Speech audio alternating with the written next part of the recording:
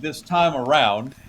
Give me kind of your order of operations that the team needs to go through as they evaluate and head into this offseason. Well, I'm certainly glad, first of all, that Homer turned it over to you, because otherwise I have a lot of questions about the idea of being able to travel to Ireland with Homer. That sounds very appealing to me, so I'll have to go to ESPN MilwaukeeTravels.com. Is that the site that I That's need to true. go Or to, you can Homer? meet me. You can meet me February the 2nd at Maddie's Bar and Grill in New Berlin at 5:00, and I'll have all the answers for you. And starting with, well, you've met my wife, so you can meet Can I her just and then also say, She's interject? going too? Yes, the wife is you going. just sweetened the pot already. Yes, it's already Yes. even better. Yes. So to answer John's question, I think a Okay, couple much of things, better. right? I mean, I think first of all, I keep going back to this, and I don't think I got to talk to you guys. It wouldn't have been, because it would have been Thursday that Gutey said this. But what Gutey said about this idea of ramping up our urgency, that phrase was like, it came out of his mouth, and I was like, whoa. And then he followed it up with, it's time for this team to start competing for championships. It was like, double whoa. And while that's obviously the goal, and while that's obviously, they call it Title Town for a reason, and I had included that in my question that elicited this response, the fact of the matter is that I think what his message was is that we're a young team. It's been great that we've had some success and been able to turn over the roster and absorb Aaron Rodgers' $40 million cap hit and all those things. But we made it to the playoffs the last 2 years, and those opportunities are not guaranteed each year. And we kind of squandered them. I think that's what his message was, that they had the 49ers on the ropes 2 years ago. Doesn't matter that you were ahead of schedule and you were in a rebuilding year. Once you're there, you're there. And they got there this year, and they had the chance against a not by any means perfect Philadelphia team that was only leading 16-10 in spite of getting all those turnovers from the Packers. And they had a chance to still win and advance, and they didn't get it done. And so I think what is high on Gutey's priority list is to make sure that his constantly youngest team in the league roster understands that next year is not guaranteed. Otherwise, Dan Marino would have been to a bunch of Super Bowls, and these guys, most of them don't know who Dan Marino is because they're too young.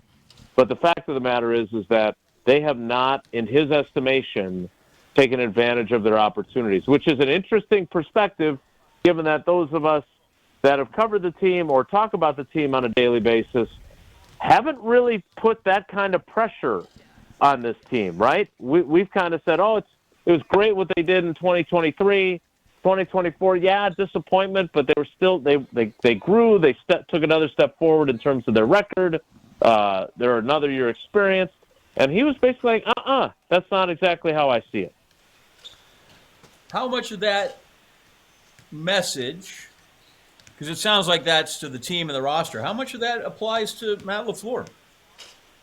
I think it applies. I think, yeah. I mean, and first of all, you're exactly right, John. Like, he wasn't just talking to me, right? It was my question, but he wasn't just talking to me, and he was talking to the team, and those guys are going to see that. They're going to see. They will have seen it on social media. I don't know if they're subscribers to various news organizations, but it will get back to them.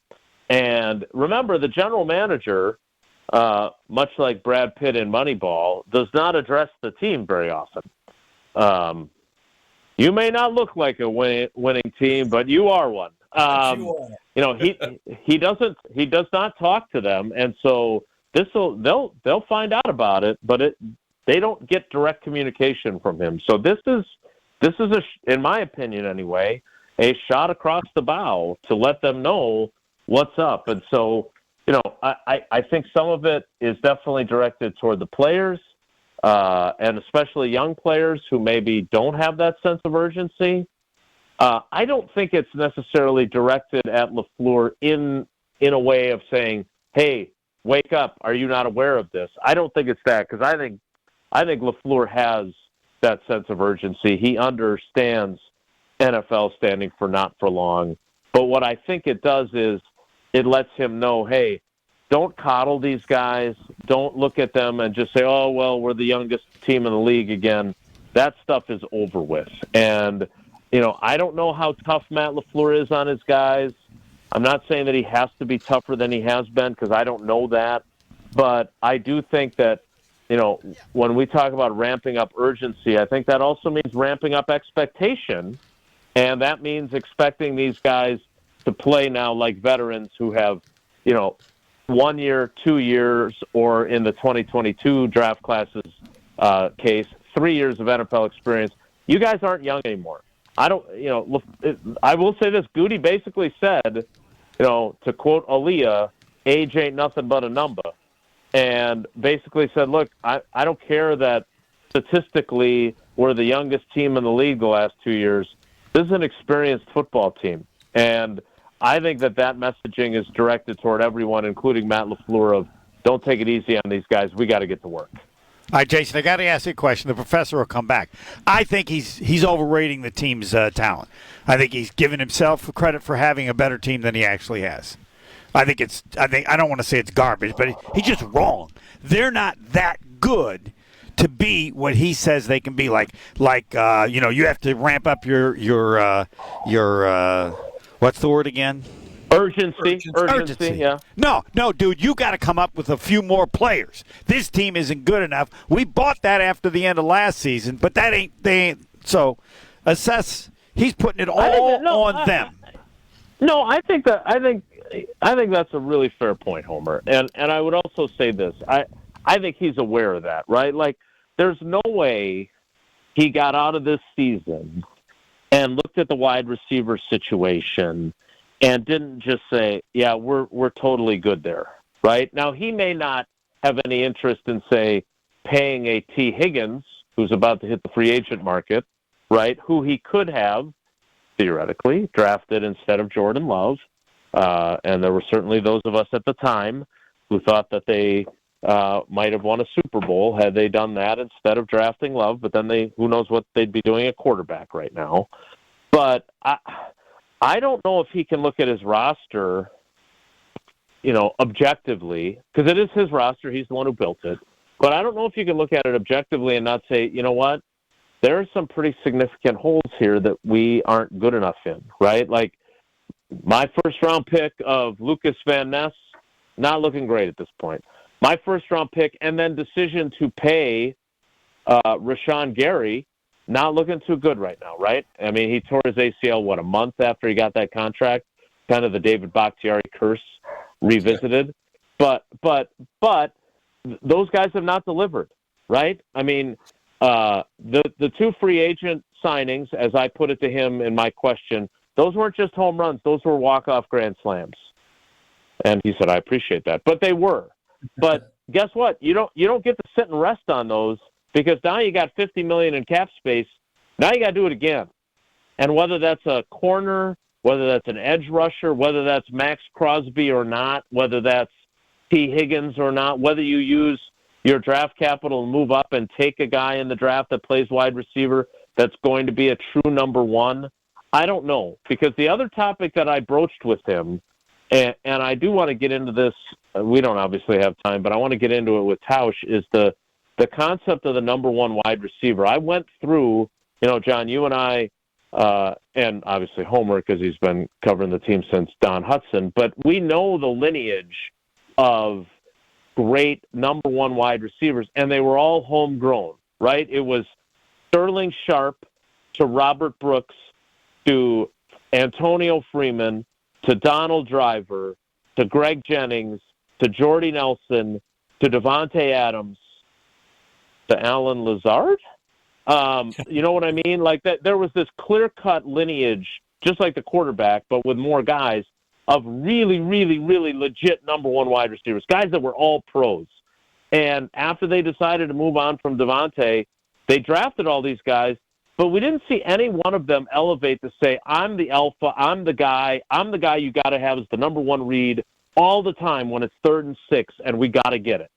And so whether that's someone is able to emerge in 2025 or they draft someone in the first round for the first time since Javon Walker in 2025, whatever that is, they have to be better there.